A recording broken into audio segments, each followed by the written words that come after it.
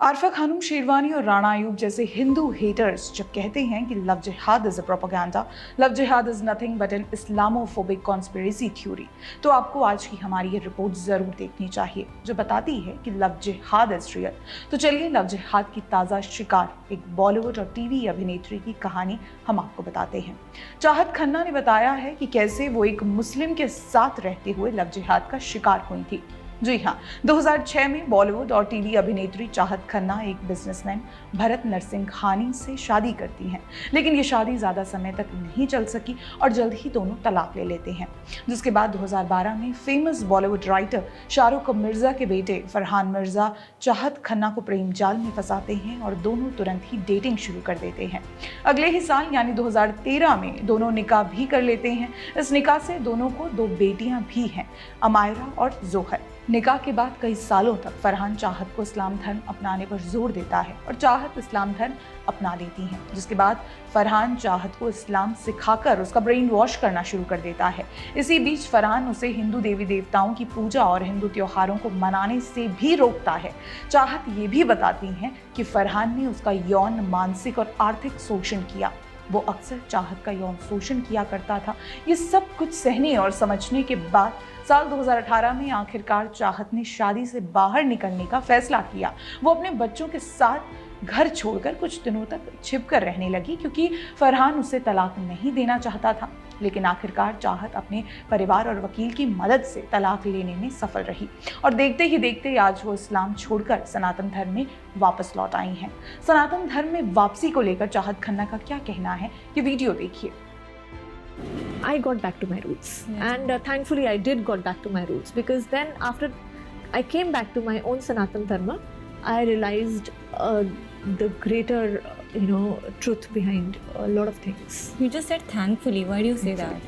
Thankfully, because I was lost. I was lost.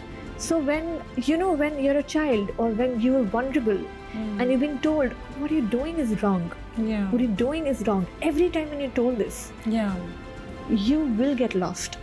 वैसे केवल चाहत खन्ना ही क्यों, आपको एक और मशहूर टीवी एक्ट्रेस अनीता हसनंदानी का बयान सुनाते हैं जिसने खुद को लव जिहाद का शिकार होने से बचाया है।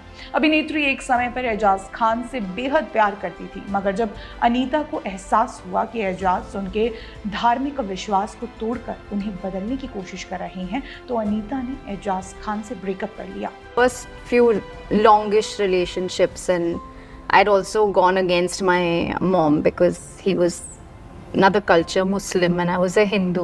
मतलब वो मना नहीं कर रही थी, लेकिन उनके मन में एक था कि it's और too much of relationships में पेरेंट्स लंबा ही सोचते हैं. Exactly. We were good individually and we were not good for each other. It didn't work out. Was it a difficult breakup? It was a difficult breakup. If somebody is wanting to change you, to be in love with you is not love.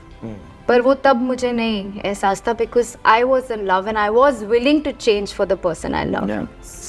So I wish I hadn't changed all that much and been myself. I would have been a Different person. वैसे हमने अपने पिछले videos में भी आपको love जिहाद से जुड़े कई मामले बताए हैं।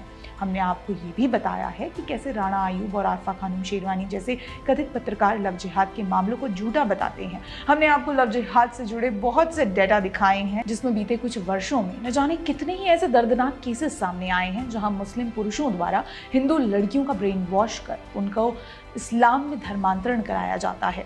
और आज इस रिपोर्ट को आप तक लेकर आने के पीछे का मकसद यही है कि जब इस्लामी कट्टरपंथी मशहूर अभिनेत्री तक को नहीं छोड़ते तो आप तो एक आम महिला हैं, आप कैसे इनके जाल से बच सकेंगी। आम लोगों के जीवन में ये लव जिहाद के कई मामले बिखरे हुए हैं, लेकिन इसकी पोल अक्सर तब खुलती है जब किसी हिंदू बेटी की लाश किसी सूटकेस में मिलती है।